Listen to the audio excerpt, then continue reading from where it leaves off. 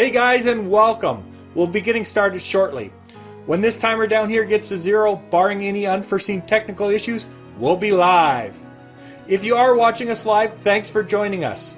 We'll be watching the Facebook comments throughout the show, so if you have any questions, comments, or you just want to give us a shout out, please leave them in the Facebook comment section. If you are watching the show after the fact, please don't forget to like us on Facebook so that you'll be notified next time we go live. You too can join the conversation. Also, if you aren't watching us live, you can always fast forward to the start of the show. Just watch this timer down here. Thanks for joining us, and we'll be getting started soon.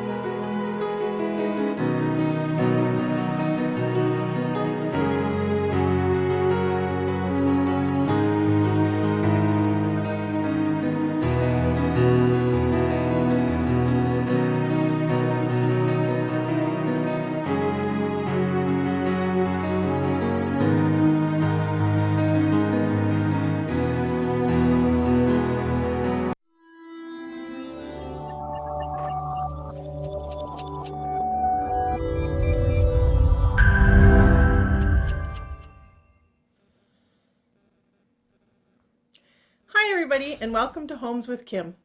I'm Kim Opalinsky, a real estate associate with Remax Real Estate, and this is Stephen from YegTube TV. Hey everybody, just a reminder, we are live tonight on both YouTube and Facebook. If you're watching us on Facebook, you can leave your questions and comments there. Kim is watching that feed and she will make sure those questions get answered. That's right. Today we have a special guest with us, owner of Cabin to Castle Property Inspections, John Davis. Hi, John. Hi, Kim. Thanks for having me. You're welcome. Thank you for coming. So, John, could you please tell us the definition of what a property inspection is? What a property inspection is an opinion-based, non-invasive inspection of your home based on the experience and education of the inspector. Okay. Very good to know. So, John, could you tell me what your inspector does when they get to the house? We try to get there at least half an hour before our client shows up and the realtor. We're trying to get the roof and the exterior body of the house finished. The reason why we want the roof finished is because we don't want our clients climbing on the roof for insurance reasons. You can imagine that could be a nightmare. Yes. And it limits the time that the realtor is actually on site. And we get an overview of the outside before the client gets there, so we can actually talk about the outside and actually be knowledgeable about it. We're not looking and trying to explain or reacting immediately. We have some time to absorb what we're seeing. So, say you find a crack in the foundation. Does this always mean bad news? You know, there's always cracks in foundations. Concrete dries quite rapidly but cures quite slowly. So there's shrinkage cracks, hairline cracks always in concrete, which is not a concern of ours. Any crack that's open more than 1/4 of an inch typically requires a repair, epoxy injections, or there are several kinds of different types of injections or fixes for it. If there's deflection in the crack, where it's obvious there's been movement, we would recommend a foundation specialist to recommend the type of repair. Okay. So now that you've done the outside, tell us what you guys are going to do inside and what are they looking for? Well, we've walked around the outside with the client and explained our findings and what requires attention, what is general maintenance. Then we come into the house and we divide the house into two. One inspector does everything below grade, one does everything above grade. The person doing everything above grade immediately is going to go over our contract, which is set out by Service Alberta, stating our liability and our limitations. And then he's going to inspect everything above grade. The guy in the basement, he's doing the structural and mechanical aspects of the house. Okay. So what kinds of things do they look for when they're looking at the hot water tank? Well, we're limited in what we can actually do with a hot water tank. If we have access to the burn chamber in the bottom of the tank, we can check for corrosion and we can check for flame distortion. Other than that, we're going to tell you the age and life expectancy of the hot water tank. We're going to tell you how many BTUs it is, what the recovery rate is. We're going to show you how to remove and replace the sacrificial anode, which is a magnesium rod that collects the impurities in the water, basically, that corrodes the tank. And we're looking for leaks, and we'll show you where the pressure relief valve is, and we'll show you how to drain the tank every year or so to remove any sediment. Okay, I'm going to ask you something that we didn't practice or anything. Okay, here it comes. What about the myth of the hot water tank going pew, flying right through the ceiling? Does that really happen? No, in my experience, no. Sorry to burst your bubble. Okay. Now, with the furnace, what types of furnaces are there, and what do you look for when you're looking at the furnace? Well, back in the old days, when I was a young, handsome guy, we were looking at conventional burners where we could actually pull the blower motor out of the bottom of the furnace and kind of get into the cabinet and look up into the heat exchanger. And you've all heard the stories about cracked heat exchangers and how dangerous they are with the carbon monoxide leaks and stuff. Then we went to mid-efficient, 80% efficient furnaces, and they're pretty much sealed units. There's not a whole lot we can look at. We're looking for flame distortion. We're giving you the year, the life expectancy. We're checking the output air for carbon monoxide. We're checking the gas lines for leaks. We're checking the ventilation, intake, combustion air, all the ducting, that sort of thing. Okay. Now, what about the electrical panel? What do you look for when you're checking that out? Well, the type of wiring. Now, we've all heard the aluminum wiring thing. The aluminum wire was only used in the 70s. And you may phone your insurance company and say, I have aluminum wiring. Oh, we can't insure that. You have to replace the wiring in your house. Yep. Well, that insurance agent telling you that really doesn't know what he's talking about. You can't replace the wiring in your house. What they're asking you to do is pigtail the circuit runs. So basically, you're going to moret a piece of copper. This might be oversimplified. A 6 or 3 inch piece of copper on the end of each one of your runs. So the connection at the switch is copper. There's a special flux that you use and a special moret you use to do it. But typically, I'm going to guess $600 to $800 for an electrician to come in and do that. Or if you're a handy person, you can actually do it yourself. Okay. And of course now, and prior to that, we were using copper, which is pretty much the industry standard. Unless you get into really old houses and where we're getting into knob and tube stuff, we almost never see that anymore. now. But Yeah. insurance companies won't insure that. So we're going to tell you, whether it's 100 amp or not. the Alberta Building Code basically states that anything under, I believe it's 980 square feet, doesn't have to be 100 amp. It could be 70 amp. However, the insurance companies aren't accepting anything, or few insurance companies are accepting anything under 100 amp these days.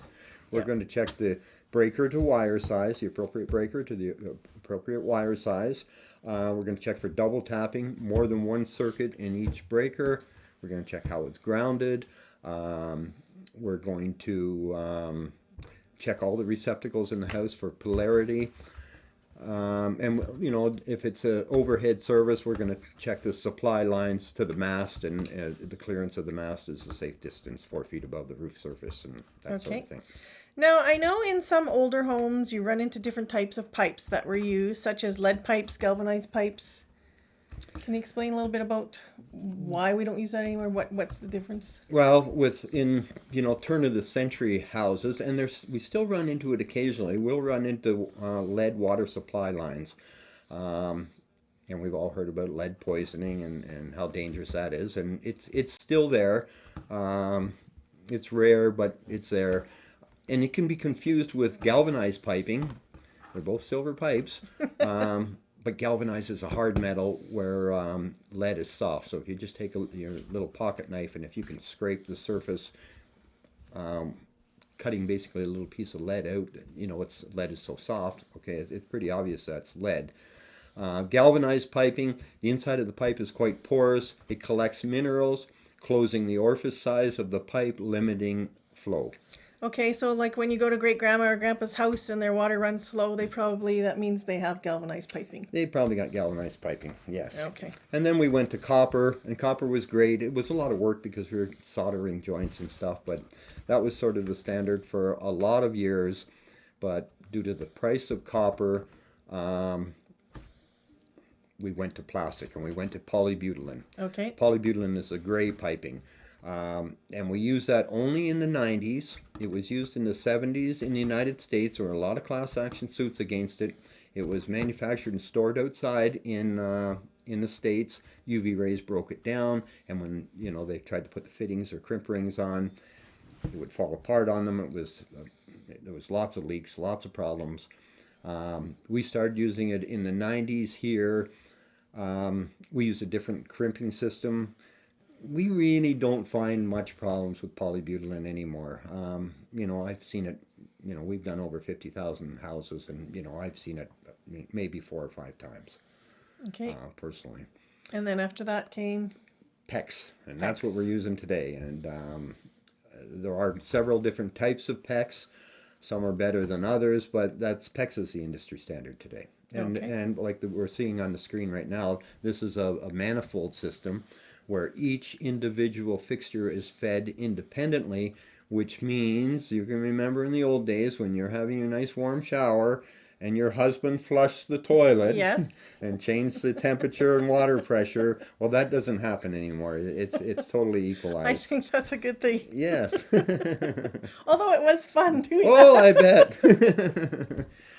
Okay, so I noticed that your team, when doing the inspection, they always turn on every single tap in the house. They turn on the washer, dryer, dishwasher. Why are they doing this? Well, we're taxing the system as much as we can because we're there for a short period of time. If there's a leak, we want it to leak lots.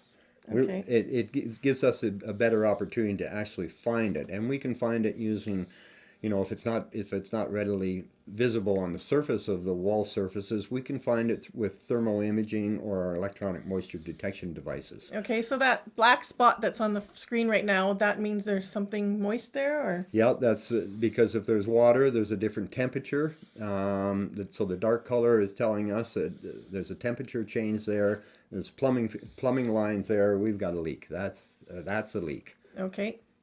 Mm-hmm. And you were mentioning before about a little thing? Yeah, we have our moisture meters. We can actually, this moisture meter, you can see the pins on the end. Yep. They actually just penetrate the surface of the drywall. You can't even really see the holes.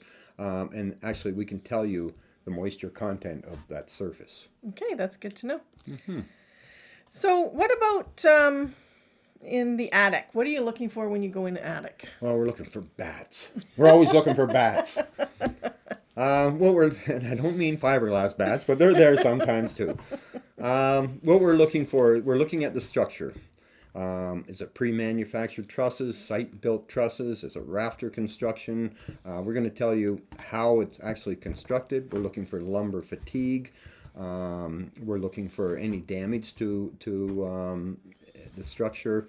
We're looking at insulation value. There's several kinds of insulation. So is that like the R30, R40? Yep. That type of thing? So you know where we find wood shavings. Okay. We find vermiculite sold under the brand name of Zonalite, and that does contain asbestos, and that's quite often perceived as being a problem. And my explanation for that is, yes, it does contain asbestos. 80% of the world's vermiculite was mined out of mines in Libby, Montana. We've tested it several times. Less than 1% asbestos.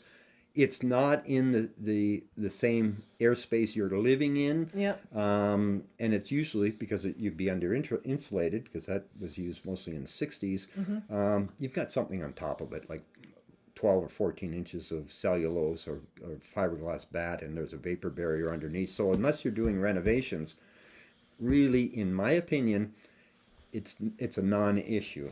Okay. Fiberglass bat, cellulose fiber are the most typical things you're going to find.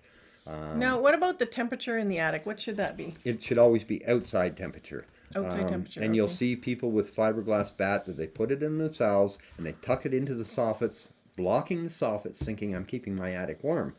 But actually what you're doing is just the opposite. You're trapping humidity and excess heat in the attic, which causes ice damming that pushes the ice under the shingles. And you've all seen those big icicles or that ice dam all along the edge of the house.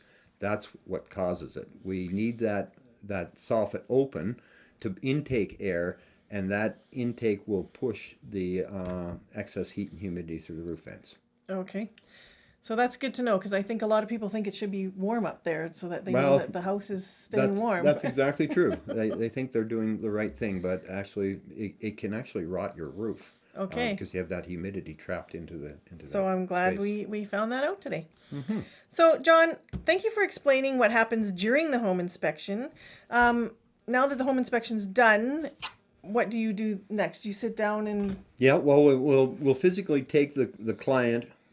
Not physically take. We're not going to put a hold on them and drag them to the basement, but we're going to take them to the basement, Okay. and we're going to show them how the mechanical aspects of the house work and how the house is actually put together.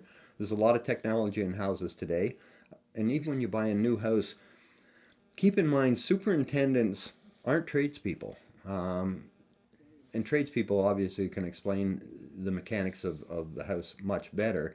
And we have that expertise as well. So we're going to tell you how to maintain it, what to do in emergency situations, like where the shutoff is for the water when that happens. That's good to know. And you know how to reset your arc fault and ground fault breakers in the panel, where it's grounded. We're going to show you how to operate the sump pump and check it every spring, show you where your backwater valve is. There's a lot of mechanical stuff we're going to show you in the basement, so you've seen it firsthand. Yep.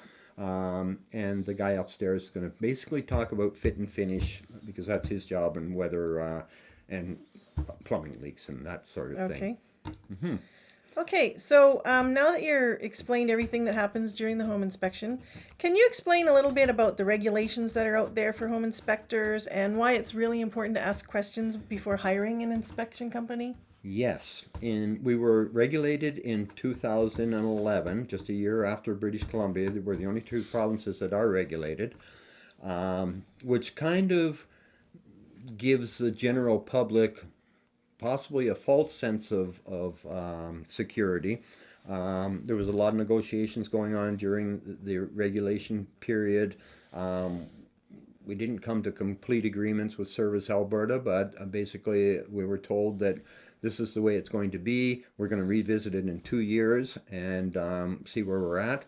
We never have been revisited. They kind of just threw it out there and forgot about us. We're not being policed. So when you're looking for a home inspector, I guess one of the first things you ask is, Are you insured? We carry $2 million errors and emissions insurance, $1 million commercial liability insurance, and we have to post a $10,000 bond with Service Alberta. But I mean, they're not checking us. So you need to find out what the inspector's license number is. Okay. And I don't know what I would cause here, but you know, it would be a really good idea to call Service Alberta and say, this is the inspector I'm thinking about hiring. Is he actually insured and up to date with all his requirements? When you're hiring an inspector, ask him, how long have you been in business? Longevity has some credibility. What kind of equipment does he use? What is his background? What did you do before this? Were you an accountant? Don't hire an accountant. We're not doing your books. He shouldn't be inspecting your So house. what do you look for when you hire someone for your company? The most important thing is construction experience. We want, Okay. most of our guys are tradesmen. They all have a lot of construction experience. Several of them are injured, and that's how we got them, because you know they've been working in the trades for many years, and maybe they've gotten older, or maybe they've been hurt, or they just want to get off the tools, and we're an excellent source for them. You know, attitude is huge for us, because we don't want inspectors getting big egos and become preachers. Yeah. You know, we're not making big issues about small things. We're our prime objective is always to protect our client. Yep. And ongoing education. You know, in our slow season, you better be taking courses, because if I can hire somebody that has better experience or better education than you, you know, we kind of look at it like a sports team, like the Oilers. Go Oilers! If we can trade up, we're trading up. It's a business. So you know, if you're kind of resting on your laurels and you're not keeping up with the changing technology and different codes, and we can find someone that does, we're replacing you. Okay. Pocklington wasn't very popular when he got rid of Gretzky. It was an extremely good business move, very poor as far as hockey in general, I guess. Okay, so I'd like to thank John for being our guest tonight. And I'd like to remind you guys that if you have any questions that you might have thought of during the talk today but weren't able to get them answered, make sure you send them in this week. And when we have our show on May 5th, I think it is, or 3rd, we will make sure that those questions get answered. Stephen, can you remind everybody how they get a hold of me and John? I sure can. If you'd like to contact Kim Opalinsky, you can always call her, send her a text message, an email, or you can follow her on Facebook. Well, before we go, I do have a question that just came in. What about condos? I've always gotten inspections on houses, but what about condos? Do you do condo inspections too? Yes, we do.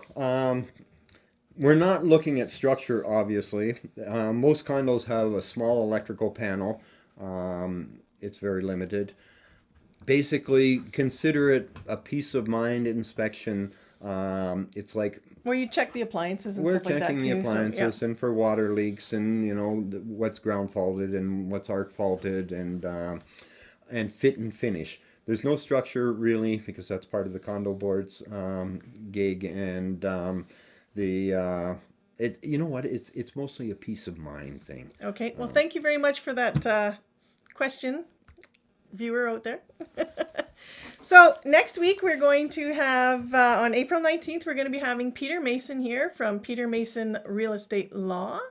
He is a real estate lawyer who specializes in real estate law. And so if you have any questions that you would like answered by a lawyer that does real estate, please send them to me this week, and we'll make sure that they get answered by Peter next week. And we'll be seeing John again on our question panel episode. So that's all for now. I bid you adieu, and until next week, bye! Bye. Thanks for watching, and if you haven't already done so, don't forget to like us on Facebook and to subscribe to us on YouTube.